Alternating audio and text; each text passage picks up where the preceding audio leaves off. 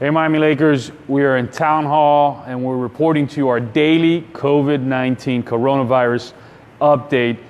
Today, one of our guests today is Eddie Blanco, the chairman of the Miami Lakes Economic Development Committee. He's going to be discussing several things that are happening with the economy, from SBA loans to the PPP, to what the environment is looking like in Northwest State here in Miami Lakes, what you should do even on your mortgage side and stuff like that. But ask all your questions in regards to economic development. Start pushing those through now so we can get to them towards the end. We're going to do our update, our daily update with our town manager. Then we're going to get the update from Eddie Blanco. Obviously, we're going to do it in English and Spanish. That's the commitment that we've done for our community. We're going to open up now with our manager giving you guys the daily COVID-19 update from the town of Miami Lakes. Yeah, I wanted to start by first also just advising that there's actually no increase on positive cases from yesterday to today. As you may have heard yesterday, if you saw the briefing, I confirmed that we had 19 positive cases in the town of Miami Lakes, and the change from yesterday to today was 0. That's a great thing. Yesterday I spoke a little bit about the peak. The forecasting model that I was looking at from the University of Washington, the peak as of yesterday, and this will prove how dynamic and how ever-changing it is. The peak was scheduled in the state of Florida not to be until May the 3rd. With some of the changes, and that goes to prove some of the measures that residents have been taking with hand washing and social distancing, the peak now has been changed to April 21st. So hopefully the peak is sooner, better than later, and that's a great thing. But the only way that that's happening is maintaining the social distancing measures that we've all been doing, with the rigorous hand washing, maintaining the distance from one to another, and making sure that we're not congregating in large groups.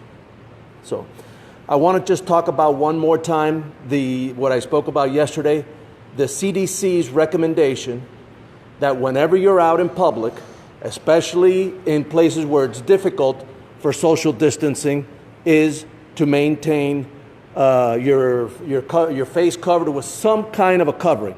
And that does not have to be an N95 medical grade mask. It could be anything. It could be a handkerchief. It could be anything that will cover your mouth. And that's a recommendation from the CDC. I just wanted to remind everybody that starting tomorrow, Tuesday, there's an emergency order that we signed last week for restaurants, pharmacies, grocery stores, that all employees dealing with food handling will have their faces covered. So just a final reminder, keep your distance from one person to another and keep washing those hands. Y para que sepan en español, como hablamos, el administrador habló que todavía hay en nuestra comunidad 19 casos de coronavirus aquí en la ciudad de Miami Lakes. No ha aumentado, eso es bueno, que está enseñando que tenemos que seguir haciendo lo que estamos haciendo sobre el social distancing y teniendo las máscaras. Como dice el CDC, estar seguro que cuando salen al público, si van a la supermarket, donde van a ir, que tengan algo cubriendo su cara. Y como dijo el administrador, no tiene que ser este tipo de máscara, simplemente puede ser, ¿cómo se dice? Un bandana en español, administrador. Un pañuelo. Un pañuelo se puede poner sobre su cara y eso, pero eso para estar seguro que estamos trabajando juntos. Eso es lo que dice el CDC, pero en este momento I am going to introduce Eddie Blanco. He's going to give you guys, he's the chair of the Miami Lakes Economic Development Committee. He's going to give you guys an update as to what's happening in our community regarding economic development and what he sees going forward, because he's the chair of our committee, and this is part of his job, a volunteer job that he does for our town. So Eddie, thank you very much for joining us. We really, really appreciate it, and the floor is yours. Sure, it's my pleasure to be here. I'd like to let the residents know that if you're a business owner, the most important thing you could do right now is to apply for the SBA disaster relief loan. Whether or not, I was telling the mayor earlier, whether or not you qualify to receive the loan, you can be qualified to receive the grant that comes up initial. So make sure that when you apply, there's an option to say that you'd like to receive up to $10,000 as a bridge. Whether or not you receive the loan is not going to impact the receipt of those $10,000. So, that'll be a great bridge to help you out, an initial $10,000. which is going to be a grant, which doesn't need to be paid back. Then you'll be contacted by the SBA, and they could tell you whether or not you qualified for a loan, what the terms of those loans would be, etc. Obviously, you want to seek the advice of your CPA and your attorney, but this is a great option for you. That's the number one thing that you want to do. The other thing is a program that was released is the PPP, which is the Payroll Protection Plan. If you have a payroll, you're eligible to receive up to 2.5 times your payroll in form of a loan. That loan will be a short-term loan with a very low interest rate that you could get through your bank. I encourage you to reach out to your banker. If your current banker doesn't do it, reach out to another local SBA-approved banker, and they can get you this PPP program. Again, 2.5 times your current payroll can certainly help, but that needs to be used over the 8-week period. Not to go into a whole lot of details about it here, we are going to be scheduling a Zoom call, which we'll be inviting the residents to be on. There's been several already, but we'll continue this effort to make sure we get the information out timely and accurately so that you can make those adjustments. Again, go to the SBA Disaster Program, apply for the SBA grant, which is that initial $10,000 plus their loan, and then also reach out to your banker about that PPP. No, y para estar seguro que hablamos en español también sobre eso, porque muchas personas están de su casa, quieren oír esa parte de español. Ok, bueno, sí, voy a tratar lo mejor que pueda en español. Primeramente, si tienen un negocio o si son, ¿cómo se llama? Son independent contractors, o sea, reciben contratista independiente. Independiente, correcto. Y reciben un 1099, también pueden aplicar por este programa. Es SBA Disaster. Puede buscarlo por el internet y aplicar, y pueden recibir hasta $10,000 como realmente como un regalo del gobierno. Y si aplicas, también puedes recibir un préstamo. Ese préstamo puede ser una cantidad hasta $200,000, depende de sus calificaciones. Recomiendo que aplique lo antes posible en la página web de sba.gov/disaster.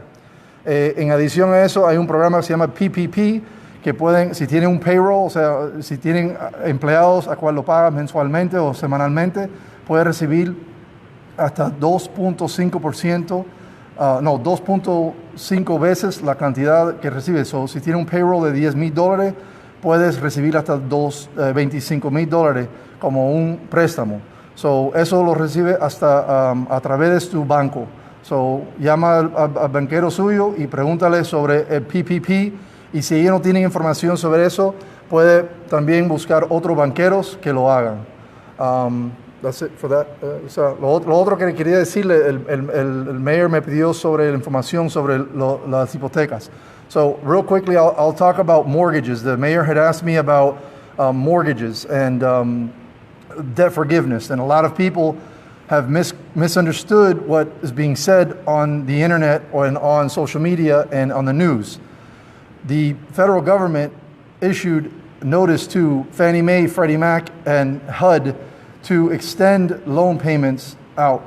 However, that doesn't necessarily mean that you automatically qualify for this option. You need to reach out to your loan servicer, and a lot of people said, oh, I'm just going to take advantage of this and I'm just not going to pay my mortgage. That's a very risky thing to do.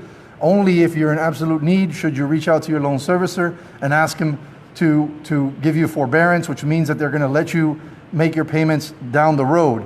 However, depending on the different servicers, that could become a problem for some borrowers. So I encourage you only to use that if it's an absolute necessity. Lastly, people have asked me about the real estate values, and is this another 2008? As a real estate broker with 21 years experience, I can tell you there's a lot of differences between what's happening now in 2008 versus what's happening now in 2020 versus 2008 when the crisis happened. There's a lot more equity in homes today. The loans that were acquired today were obtained through a much better, much more rigorous financing process.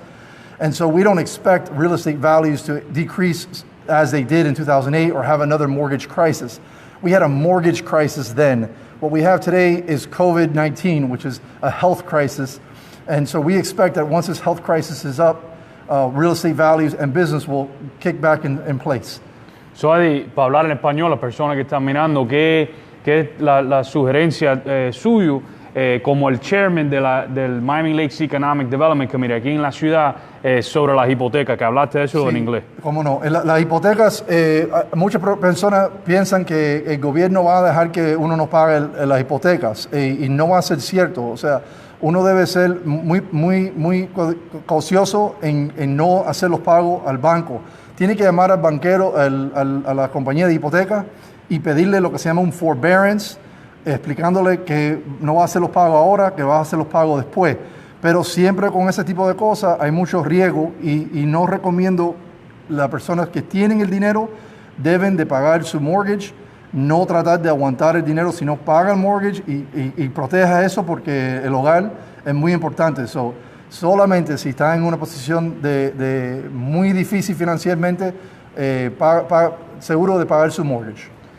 So thank you, Eddie. And again, for all you that are tuning in, Eddie's the chair of the Miami Lakes Economic Development Committee. He's joining us today to give you guys an update on different sectors here in our community. He and his committee, hopefully, I know he's going to be working on it. He's going to be presenting it to his committee. They're going to be working on a Zoom meeting where they're going to be inviting bankers, realtors, I mean, you name people from different sectors, small business owners, to make sure that we get ahead of this and we start talking about these issues. So when COVID-19 finalizes, because we know we will get through this, how do we get back to normal as soon as possible here in our community? So that's something that he's working on. But start getting those questions in. We're going to start asking some of the questions that you guys are posting right now. So start typing in those questions. You could ask questions to the manager in regards to what the town is doing. You could ask questions specifically as to what the Economic Development Committee. Eddie, one more question I want you to ask, because we get Ed and I get asked about this all the time. What about people that are renting? What is your advice to renters that may be having a difficult time paying their monthly bill? Well, certainly you want to talk to your landlord. There's nothing as of yet that's passed that will protect you from not paying your mortgage. You have a contract with your landlord. Review that contract. Speak to your landlord. Ask them, see if they're willing to make any type of concessions. But ultimately, there is no protections right now for tenants. So make sure, like Eddie said, speak to your landlords. I know, and Mr. Manager, you could chime in on this in regards to the evictions or no evictions. If somebody were not to pay, the evictions are not being processed, but that doesn't mean that once this is up, that you're going to be owed all this money and you will end up, going through the process. The county is not processing evictions at this time, but that doesn't mean that that's a forever thing. Eventually, it's going to come back to catch up with you. So Mr. Blanco's advice, which is good communication with your landlord, talk to them, tell them what the problems are, work out some kind of a payment. Maybe you can stretch out the payments once you get back on your feet. So the best information or the best advice that I can give you is make sure you have good communication with your landlord, even though there's no evictions right now, but that's going to catch up in a few months. Thank you, Mr. Manager, and thank you, Eddie. Y la persona mirando de su casa también que habla español, empiezan mandando sus preguntas. Estamos aquí y vamos a empezar ahora mismo. Start submitting your questions. We're going to start with the first question right now. Gisela Franco, do you know when was the Publix employee, when were they detected positive with coronavirus? Well, as we all know how those things are, right? People start coming down with symptoms, then eventually the symptoms get worse. They finally meet the criteria that the symptoms are with a heavy cough, with the fever, and all the other symptoms that we've been hearing about. Then eventually they get tested. The test, as we all know from listening to the news, the test takes several days for that result to come out. What I can tell you is that we've been in contact with Publix, both the public staff here at the supermarket locally, as well as their corporate office. And once this employee started getting sick, right away they asked the employee to self-isolate at home. So they didn't wait until the positive test before they started doing those things. They went through the entire supermarket. They had rigorous cleaning. As we know, those of you who have been there, they've already set up several measures for social distancing with markings on the ground.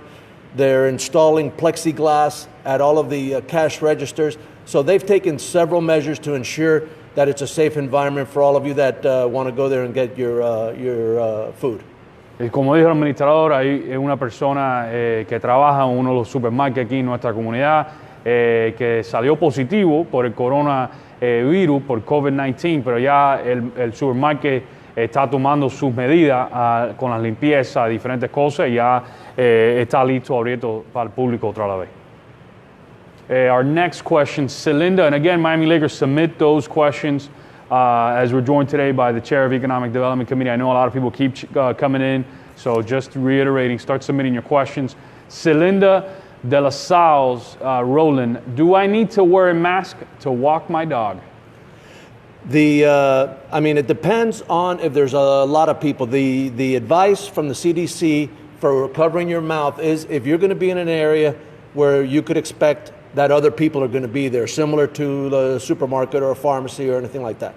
So if you're out just walking your dog or jogging or exercising, then you may not need to, right? Especially if other people, as long as when somebody's going to cross paths with you, you keep maintain social distancing, have you both get off the sidewalk, keep your distance between you, you may not need to. But if you ask me, the bottom line is if you're going to be in an area in the public, you should have your face covered.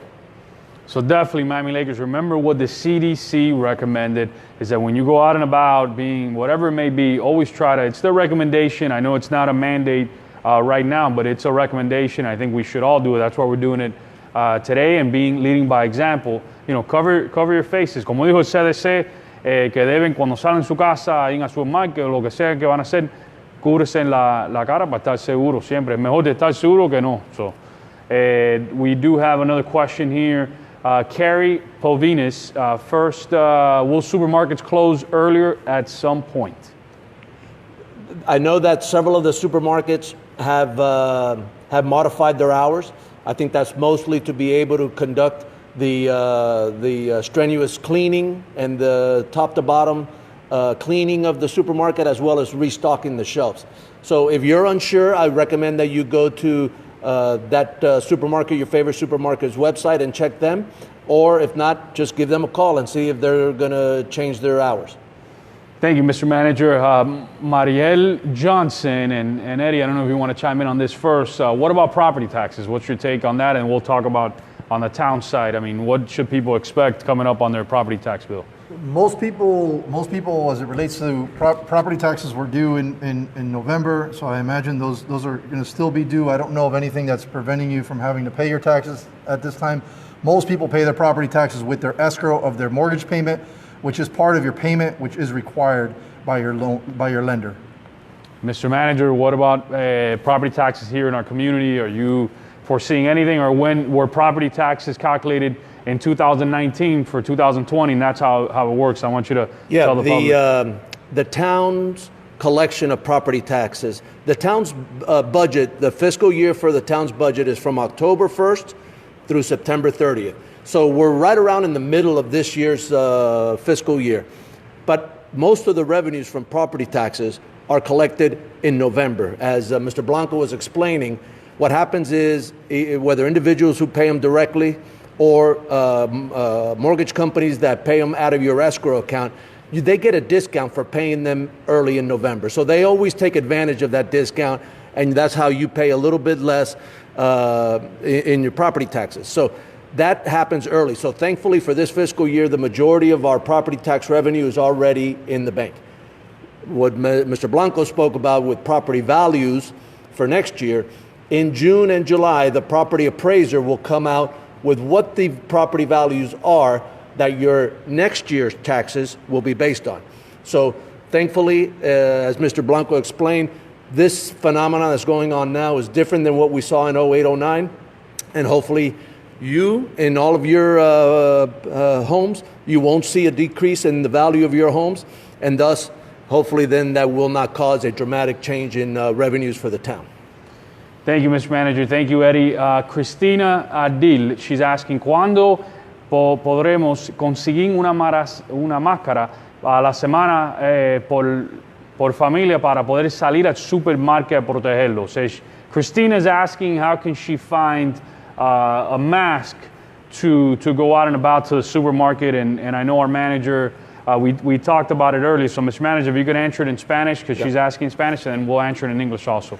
La recomendación de la CDC no es que tiene que tener una máscara tipo del grado de médico o de enfermera.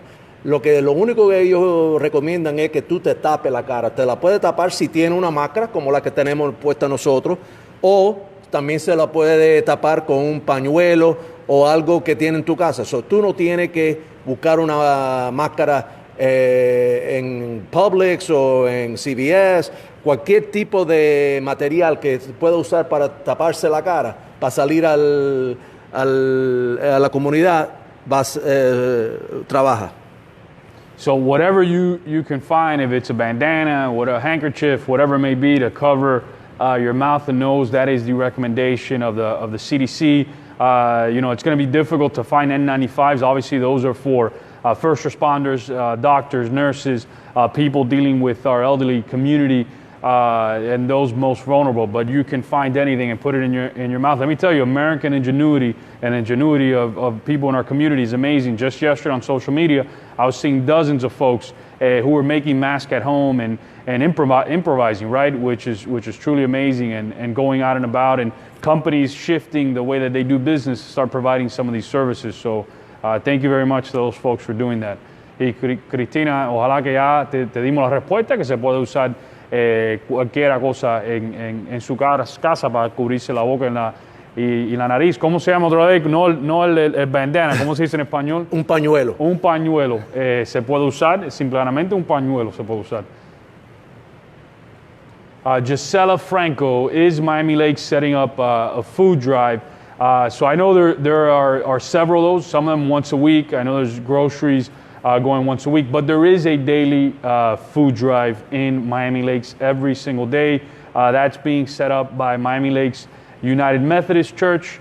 I'll double check with the folks, but I know they're working on that throughout the weekend to set up a daily food drive, but that's through Miami Lakes United Methodist Church, and we can get their information. I'll check with Pastor Stewart today to see where the progress is on the daily food drive. I know it's limited. I know he's going to start off with 100 meals, but they were going to work on a goal to go higher. But that is through local churches. You're starting to see our faith-based community stepping up and helping out people. So that's the direction that we're heading. We're working with nonprofits and whatnot. Oscar Morales, how many are now positive in Miami Lakes? So I know a lot of you guys are tuning in. We talked about earlier on, there's 19 in our community, 19 en nuestra comunidad. And Mr. Manager, we've had that number how many days now in a row? Has it been a day, 2 days? Yeah, the second day in a row that we have 19, which is a good thing, right? So we haven't had any day. I think we had in the entire last 2 weeks, I think we had one day that it increased by 3 from one day to the next. But that followed a day that there were 0, right? So on average, we maybe have 1 to 2 people the increase daily, which is great number. By the way, the number of people tested positive in our town is about half of 1%. So it's an incredibly low number, and it's a testament to our residents that have really heeded the warnings from the medical professionals.